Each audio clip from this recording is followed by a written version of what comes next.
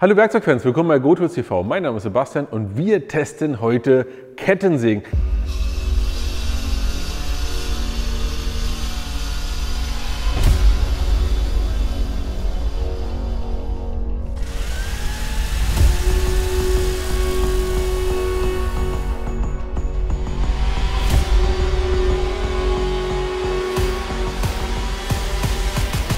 Wir haben heute 18 Volt, 36 Volt, 40 Volt und 54 Volt, jeweils von den Herstellern eines der stärksten Modelle hier auf dem Tisch. Wir wollen einfach wissen, welche ist denn die beste Kettensäge, die schnellste Kettensäge und die stärkste Kettensäge. Und ich kann dir jetzt schon mal eine Sache verraten, denn getestet haben wir schon, dass die stärkste nicht gleich die schnellste ist. Das werden wir gleich sehen im Video. Wir werden uns die Sägen natürlich auch noch im Detail anschauen. Und natürlich gibt es heute auch wieder etwas zu gewinnen, und zwar einen 250-Euro-Gutschein. Dann kannst du dir deine Kettensäge halt selber aussuchen hinterher. Alles, was du machen musst, ist, kommentier doch einfach mal die Testergebnisse unten in den Kommentaren. Ich bin sehr gespannt, was ihr dazu sagt. Und jetzt geht es auch schon los. Heute also Akkukettensägen im Test. Und ich weiß genau, bei vielen von euch macht das hier oben, so ein komisches Gefühl im Nacken, oder? Benzin ist doch Benzin, Benzin macht mehr Power. Ja, irgendwie schon, aber braucht man immer die großen Ungetüme, braucht man immer hinten den Motor, der einen ein bisschen auch vollpestet und so weiter und so fort. Ist nicht so eine Säge, die du einfach in die Hand nimmst, einschaltest und los geht's. Ist das nicht irgendwie auch cool oder sogar cooler, dass du sofort loslegen kannst? Ich persönlich habe noch eine Kettensäge sogar mit Kabel hinten dran und ich finde es total schön, dass ich einfach hingehe, zack, bumm, los und muss dann nicht so groß mit dem Benzinmotor rummachen. Das ist meine Meinung, denn bei mir ist es Benzin immer alle. Ich habe nie Benzin zu Hause und dann ärgere ich mich immer total auf den Sonntagnachmittag, wenn ich im Garten. Nein, es war Spaß. Aber was haben wir heute hier auf dem Tisch? Wir haben wirklich verschiedenste Systeme von den verschiedenen Herstellern. Wir haben Milwaukee 18 Volt. Wir haben 36 Volt Metabo, 40 Volt Makita. Möchte ich gleich was dazu sagen. Wir haben hier ja zwei Akkus, das heißt, das 36 Volt System heißt hier in dem Fall, ich habe einen 18 Volt Akku, noch einen 18 Volt Akku. Wichtige Frage, die immer wieder gestellt wird. Ich nehme jetzt mal einen Akku raus. Was passiert? Nichts. Das heißt, mit einem Akku kann man die Säge nicht starten. Jetzt habe ich Makita hier einen 40 Volt Akku drin. Und gleich um es richtig zu sagen, 40 Volt, 36 Volt ist identisch, also von der reinen Voltklasse her. Das ist nur eine verschiedene Art und Weise, das Ganze zu messen. Das eine hier ist im Ruhezustand, das hier, also Maximalzustand, Maximalladezustand, das hier ist im Ruhezustand dann gemessen. Dann haben wir hier jetzt noch D-Wald mit 54 Volt. Auch ein riesen Block, den wir hier drin haben, 54 Volt Akku, der natürlich hier die Möglichkeit gibt, wirklich maximal viel Kraft zu erzeugen. Also kommen wir jetzt mal zum Preis. Und ihr seht, ich habe die Geräte umgestellt und zwar nach Preis sortiert. Hier bei D-Wald haben wir einen Preis von rund 250 Euro. Hier bei Metabo haben wir so etwa 320, 330 Euro. Bei Makita haben wir 350 Euro. Und hier bei Milwaukee haben wir einen Preis von ganz knapp unter 400 Euro, so 380, 390 Euro. Denkt dran, Preise variieren, Preise können hoch und runter gehen. Wenn ihr den aktuellen Preis haben wollt, schaut mal unten den ehrlichen Preisvergleich in die Videobeschreibung oder einfach auf gotools.de. Und dann kommen wir jetzt auch schon mal zu den technischen Daten. Das werde ich jetzt mal folgendes machen, einen Schritt zur Seite treten. Und hier seht ihr alle technischen Daten der Geräte. Und was ihr auch seht, ist vor allem eine Sache, nämlich sie unterscheiden sich vor allem in einer Sache, die zentral wichtig ist, und das ist die Kettengeschwindigkeit. Nämlich die Kettengeschwindigkeit entscheidet natürlich sehr viel, wie schnell ihr vorankommt. Und wenn ihr übrigens alle Daten nochmal auf einen Blick haben wollt, wir haben dir hier oben den Werkzeugvergleich verlinkt oder geh einfach auf gotools.de Werkzeugvergleich, da hast du nochmal alle Daten auf einen Blick. Und vor allem, was mich total interessiert, stimm dort mal ab, was ist dein Lieblingsgerät? Welches Gerät findest du am besten in Summe aller Teile? Und mach das bitte fair. Sag nicht einfach, ich bin so ein Metabo-Fan und deswegen auf jeden Fall Metabo, sondern sag mal, mach mal ganz neutral. Ja, welche findest du wirklich am besten? Würde mich mega interessieren. Ich habe mir jetzt nochmal alle technischen Daten hier zur Hand genommen und da sieht man wirklich, dass das Thema Geschwindigkeit und Kettengeschwindigkeit echt riesig weit auseinander liegt. Weil überlegt euch mal, hier bei Milwaukee habe ich nur 12,4 Meter in der Minute, wohingegen ich hier bei Metabo, bei Dewald, habe ich dann schon 15 Meter und dann komme ich zu Metabo mit 22 Meter und das merkt man auch. Wir werden das beim Test gleich merken. Und hier haben wir 25,5 Meter bei Makita. Das ist schon irre schnell, das ist wirklich irre schnell. Aber auch wenn wir gleich testen, ja, wir gucken uns gleich noch die Maschinen an, aber wenn wir dann testen, seid gespannt, welche Maschine wirklich am besten ist. Das ist nicht so simpel, wie sich das jetzt hier herausstellt. Zusätzlich noch ein wichtiger Hinweis, natürlich sind alle Geräte brushless. Und wenn wir jetzt hier schon in der Reihenfolge haben, machen wir jetzt Folgendes, wir stellen die einfach auch in der Reihenfolge vor. Fangen wir also mit Milwaukee an. Kommen wir zu Milwaukee und lasst uns mal schauen, wie der Balancepunkt ist. Und ihr seht hier, ja, geht nach oben, geht nach unten, das finde ich schon mal gut. Bei dem Gerät an sich, jetzt kommt mal ein bisschen dichter, da gibt es gar nicht viel zu erzählen. Schaut mal hier ganz normal klassische Kettenverstellung, nichts Besonderes dabei. Hier Griff einfach nach oben ziehen und nach unten, ja, so wie ihr das kennt. Ansonsten seht ihr hier nichts weiter Wildes. Wir haben hier den 12 Ampere-Stunden Akku drin gehabt, auch zum Testen, da kommen wir nachher nochmal dazu. Andere Seite, hier wird es interessant und zwar habt ihr hier Folgendes, ihr seht hier, wie viel Öl drin ist, also das Ölreservoir wird euch angezeigt, und zwar optisch angezeigt, das ist nicht bei allen Sägen so. Zusätzlich finde ich diesen Griff hier super, den kannst du wunderbar greifen, nehmen, schauen, ja, wie viel Öl ist drin, kannst hier was wieder einfüllen. Das ist echt gut gelöst und da kannst du auch selbst mit Handschuhen mal ohne Probleme das hier auf und zu machen. Noch zwei Dinge. Nummer 1, das Thema Schwertlänge, habe ich vorhin ganz vergessen. Alle Sägen hier haben entsprechend ein 40er Schwert. Ja, sie sind angegeben teilweise mit 37, 38, 39, 40 und so weiter. Kommt aber auch darauf an, wie sich die Kette gelenkt hat, wie es eingestellt ist. Ob das jetzt 37,5 oder 40 cm sind, finde ich jetzt nicht wirklich relevant. Wenn es für dich wichtig ist, dann schau nochmal hier oben in den Werkzeugvergleich. Das Zweite, was ich noch sagen will, wir haben hier einen Metallhaken oder Metallanschlag, den wir hier haben, oder Metallkrallen, genau, um uns hier ordentlich im Baum festzuhalten. Das haben wir nicht bei allen Sägen. Und dann kommen wir jetzt auch schon zu Makita. Bei Makita sind mehrere Sachen besonders und etwas anders. Nummer 1 kommen wir wieder zu Balance. Ihr seht hier auch super ausbalanciert. Bei Makita haben wir hier einen Metallgriff, der entsprechend hier gummiert ist. Ja, hier Metall mit Gummi oben drauf, hat sonst keine andere Säge außer Makita. Wir haben hier auch einen wunderschönen, die Möglichkeit, das Gerät einzuschalten.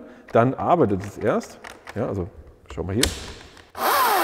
Ja, das heißt, ihr müsst das hier drücken, nochmal an, das hier drücken und dann hoch. Und wenn du dann loslässt, dann schaltet sich immer wieder aus. Das ist eine Sicherheitsfunktion. Das heißt, du kannst jetzt nicht einfach wieder einschalten, sondern immer erst an und dann hier unten passiert auch nichts, sondern Sicherheit und los geht's. Ja. Finde ich super gelöst, finde ich sehr interessant. Auch hier der Akku kann man wunderschön einsetzen und wieder rausnehmen. Wir haben hier auch Metallkrallen hier mit dran und haben hier beim Öl auch ordentlich eine Füllstandanzeige, können hier drauf drücken. Das ist nicht ganz schön gemacht, du drückst hier drauf, dann kommt es raus und dann kannst du es auf und zu machen. Ja. Funktioniert, alles kein Thema. Ansonsten gibt es hier zum Gerät, wenn ihr von außen so schaut, nichts weiter groß zu sagen. Was ein bisschen merkwürdig ist, der Kunststoff sieht hier am günstigsten aus. Sieht quasi billig aus von der Oberfläche her. Das ist aber eigentlich Quatsch. Alle anderen sind matt. Man kann das jetzt, oftmals sind diese günstigen, billigen Geräte halt so schön auf Hochglanz gemacht und hier, und dann halten sie nichts aus. Das ist, glaube ich, einfach nur eine Designfrage. Ja? Also tut euch da nichts, das ist einfach egal. Wie sie abgeschnitten hat nachher, das ist ja die schnellste im Test, werden wir sehen. Kommen wir zu Metabo. Metabo, auch hier wieder Test. Wir halten es hier, ja, ist ganz gut, funktioniert. Ja, auch von dem hier. Was ich persönlich mag, ist, die hat eine relativ flache Form. Ich finde das eigentlich ganz schön. Das ist total Geschmackssache. Sie steht solide und schön auf dem Tisch, beziehungsweise wenn sie mal irgendwo liegt. Hier sind aber 2 Akkus drin. Und das muss man wirklich mögen, weil du musst bedenken, 2 Akkus bedeuten auch, dass du eigentlich 4 brauchst. 2 im Gerät, wenn die leer sind, raus, wieder rein. Ja, das ist so der Nachteil von diesen 36-Volt-Systemen, die wir hier haben. Makita, ja, dasselbe System eigentlich, also 40 Volt zu 40 Volt, aber hier haben wir halt nur einen Akku. Ergo, wir brauchen zwei, einer drin ist, einer der entsprechend beim Laden ist.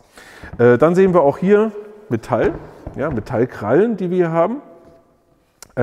Haben hier das Ölreservoir, wo man das noch nicht so wirklich gut sehen kann. Also ob das jetzt voll oder leer ist, keine Ahnung. Ja, weiß man nicht. Dann fummelt man das hier so ein bisschen ab, also hier in der Gegend rum, so wie man das kann. Aber durch den Griff und alles drumherum füllt man das hier rein. Das finde ich ein bisschen schade. Also es könnte ein bisschen weiter vorne sein oder irgendwie anders designt. Das ist bei den anderen beiden Geräten einfach ein bisschen schöner als hier an der Stelle. Wenn ihr euch das aber sonst anguckt, mehr gibt es eigentlich nicht zu sagen. Der Ein-Ausschalter ist so wie bei den anderen 3 Geräten, eigentlich so klassisch wie bei Elektrogeräten. Ich muss hier einen Hebel drücken und starten. Ja. Ach so, falls ihr euch wundert, der ist nicht gezogen und dann kommt elektronisch ein Signal. Bei Dewalt und bei Milwaukee ist es auch so, Knopf drücken, los. Nur bei Makita habt ihr diesen Sicherheitsknopf oben. Eigentlich wirklich löblich, kann man nicht sagen, oder? Ja. Was man hier noch sagen muss, Metabo hat einen Sanftanlauf. Das heißt, ich zeige euch das mal. Ergo, er geht so langsam hoch. Das machen die anderen Geräte nicht. Ich zeige euch das nochmal bei Makita. Moment. Sicherheit.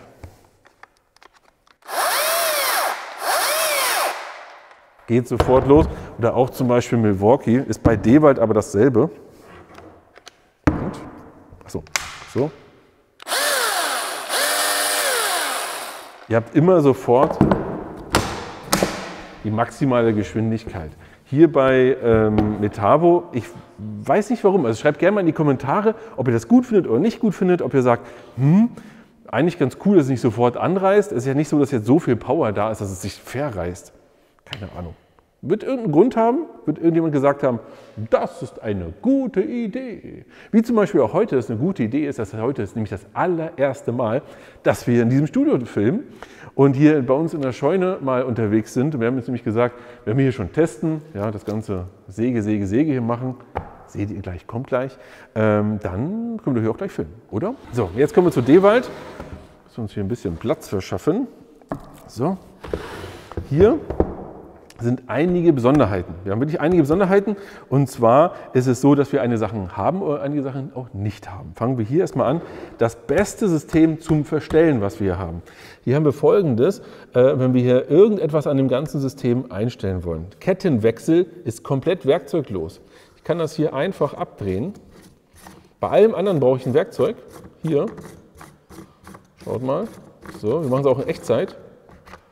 Komplett werkzeuglos komme ich ran und kann jetzt hier entsprechend arbeiten. Das hier ist die Kettenverstellung, also die Länge, die ich hier einstellen kann. Schaut mal hier, so. Und das kann ich jetzt anziehen. Funktioniert also auch komplett werkzeuglos. Jetzt jetzt mal wieder auf. Schnell gemacht. Zack, zack, zack, zack, zack. So. Und schon ist es wieder fest. Finde ich eigentlich ganz gut. Was ich nicht gut finde, ist, wir haben hier keine Metallzinken, sondern wir haben die hier nur aus Kunststoff. Das heißt, dieses richtige Festkrallen und Runterdrücken, das fehlt hier einfach. Dafür habe ich hier aber wieder ein Ölreservoir, was ich mir anzeigen lassen kann. Steht hier, da, sie ist angezeigt, wunderbar. Hier auf der anderen Seite, da ist nichts weiter zu sagen. Hier Ölstutzen, kann man hier auch wieder so auf und zu. Ist mir auch hier ein bisschen zu dicht an dem Arm, aber kann man so machen, ist nicht weiter schlimm.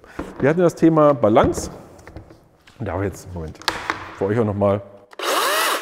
Auch hier. Ich glaube übrigens, dass das Gerät ist, was am schnellsten stoppt. Die sind alle wirklich schnell beim Stoppen, aber schaut mal hier. Das ist vielleicht eine Viertelsekunde. Das ist schon echt cool. Dann auch hier Balance. Zieht ein bisschen mehr runter als die anderen, hat auch nur einen Kunststoffgriff, einen Metallgriff hier. Oben hat nur Makita. Wenn ich irgendwas vergessen habe von irgendwelchen Geräten, schreibt es gerne mal in die Kommentare, würde mich sehr interessieren. Und jetzt machen wir Folgendes, jetzt zeigen wir euch mal den Test. Was haben wir gemacht? Ganz einfach, wir haben die Geräte genommen und haben mit den Akkus, die ihr hier drin gesehen habt, zu dem 5 Ampere kommen wir später noch, mit den Akkus haben wir getestet und haben hier einen Baumstamm, ich zeige euch das mal, haben hier den Baumstamm genommen, den hier, und haben den gesägt in Scheiben. Und zwar haben wir jeweils 10 Scheiben gesägt auf Zeit. Wir wollten einfach wissen, wie lange dauert es denn, weil viele von euch sind natürlich ungeduldig, wollen sehen, wie schön schnell das geht und haben auch noch geguckt, kann ich die Säge wirklich zum Stillstand bringen? Also kann ich sie wirklich so, also reindrücken, so dass das Blatt stehen bleibt. Ja, wie viel Kraft haben die eigentlich? Aber jetzt seht erstmal den Sägetest.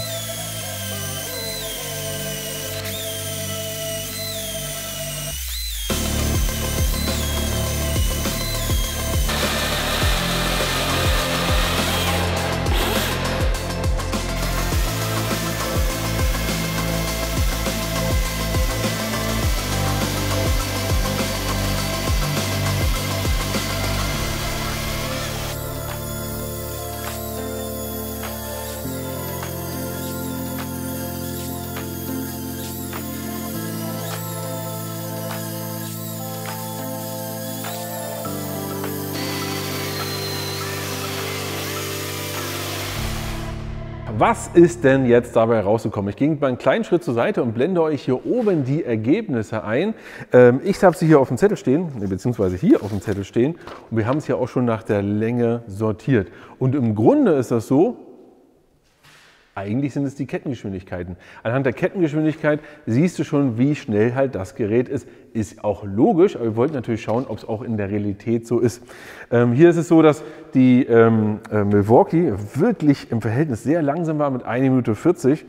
Dann hatten wir die Dewalt mit 1 Minute 13. Riesenunterschied, hätte ich so nicht gedacht, weil so groß ist der Unterschied in der Kettengeschwindigkeit zwischen den beiden, eigentlich nicht, weil wir haben hier ja 12,5 zu, ihr müsst mich schlagen, genau, 12,5 zu 15. Das ist jetzt nicht so groß, dass ich sagen würde, dass da 30 Sekunden, über 30 Sekunden dazwischen liegen. Und hier mit 1 Minute 5, solide, aber 41 Sekunden. Leute, 41 Sekunden, was hatten die hier durchgerissen? Was ist denn hier los? Das ist schon echt erstaunlich. Jetzt muss man aber sagen, jetzt kann man auch andersrum noch mal gucken, welches Gerät ist denn das stärkste? Und das ist nicht die Makita. Also man muss klar sagen, die Makita, guten Job und so weiter. Aber das Gerät, was du nicht wegdrücken konntest, also in dem Sinne, ich sage mal totdrücken, das kann man mit vielen Geräten ja machen. Ja, du drückst und irgendwann bleibt das Gerät stehen. Makita ohne Probleme zum Stehen zu bekommen. Auch Metabo und Dewalt habe ich alle 3 zum Stehen bekommen. Kein Thema.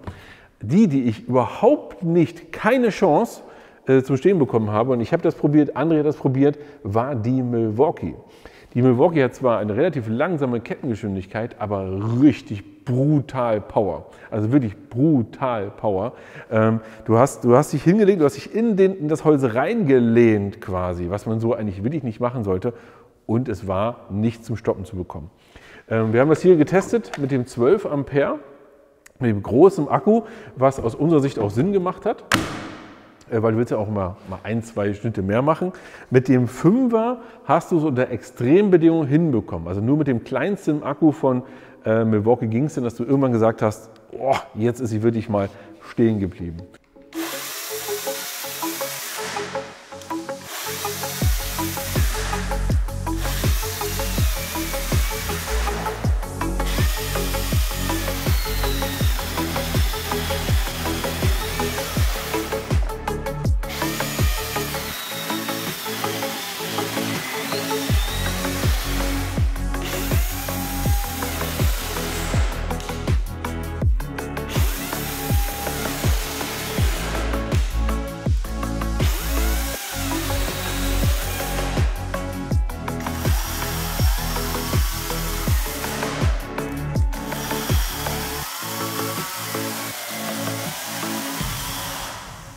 Zusätzlich noch eine Info, die ich euch noch nachreichen möchte, und zwar, wie schwer sind die Geräte eigentlich?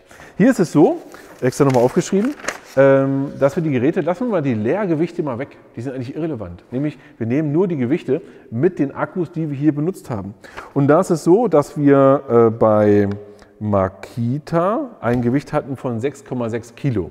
Das ist schon ordentlich, 6,6 Kilo, die du hier in der Hand hast. Dann haben wir bei Metabo ein Gewicht von 6,1 Kilo, bei Dewald ein Gewicht von 6,0 Kilo und bei Milwaukee ein Gewicht von 6,4 Kilo. Ergo 6,1, 6,6. Ja, ist doch wurscht, ist doch einfach egal. Sodass ihr jetzt für euch mal entscheiden müsst, was ist denn jetzt die beste Kettensäge? Ich kann euch nur eine Sache sagen. Die haben alle 4 richtig Spaß gemacht. Also wirklich, man kann nicht sagen, einer davon ist jetzt schlecht oder macht keinen Spaß, funktioniert nicht.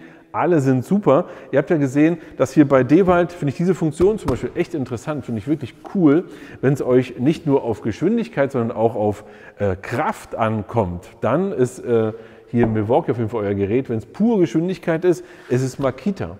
Und hier ist es so, dass das 40-Volt-System von Makita wirklich für sich spricht und echt guten Dienst macht.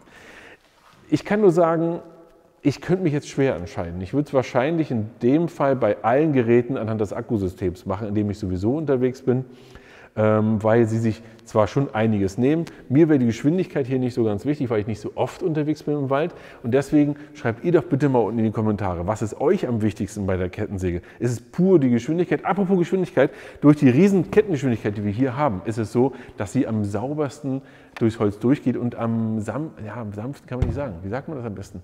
Am wenigsten Vibration auch erzeugt. Geht einfach gleitet schön durchs Holz durch, weil sie halt auch so schnell ist, also eine hohe Kettengeschwindigkeit hat.